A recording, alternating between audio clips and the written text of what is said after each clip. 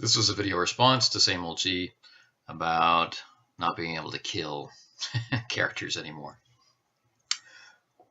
Quite a few of my earlier short clips are in some way talking around this issue, but I felt like maybe it had come up many times in the past, and I didn't really want to bring it out into the open, although I've dropped it a few times, like you just did.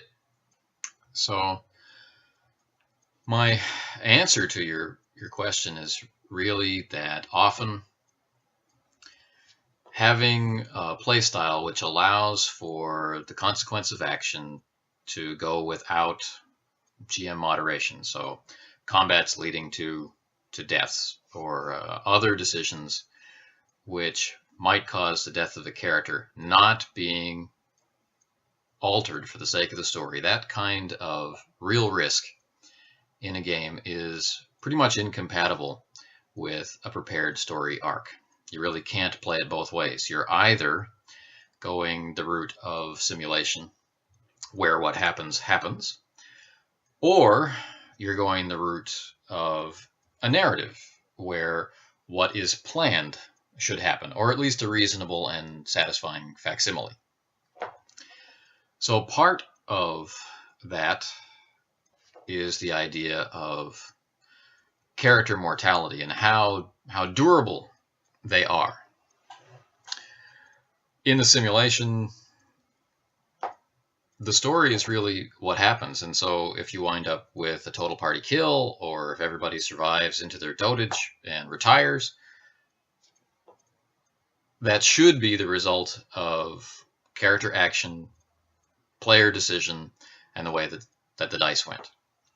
There shouldn't really be any messing with things by the game master. One of the big complaints about that is, of course, that you may end up with stories which are not epic. And so I think you find people moving toward this style who don't care if the story isn't epic. They're interested in the character and their long-term familiarity or exposure to that character, their ability to develop their character. That's where the thrill comes from. You can also have small stories on the narrative side, and you can also have character death on the narrative side, but there's an aspect of planning going on, and this could be cooperative between the game master and the players. It could be sparked entirely by the players, like, I'm ready for this character to die because I want to bring in a new character, or because I've gone as far with it as I want to, or something along those lines. It's not to say that you can't have character death in a story style where fudging or alteration is going on. You certainly can, but there'll be an aspect of planning to it.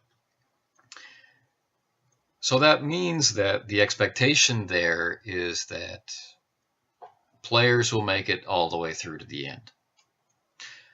In simulation, you're not thinking about the end, right? Or in this other type of storytelling, you're not thinking about the end because there is no end. There's also no beginning, and there's no middle.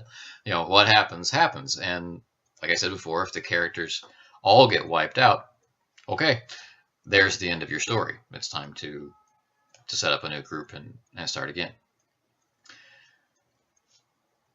In the situation that you're describing with your Shadowrun game, there was a plot in mind. There were things going on in the background. Those things are connected to the characters, and there's a way for them to get involved, and there's a reason for them to be involved, and there's a payoff if they follow that chain of information and events and backstory. There's a payoff if they follow that all the way through to the dramatic conclusion that it sounds like everybody wants, right? They're starting to understand what's going on. They're starting to be able to predict some things at the table. They're starting to mesh together as a play group. Their characters are meshing together, and they want to get to the end. And if they die, they're going to feel like they didn't complete some epic journey.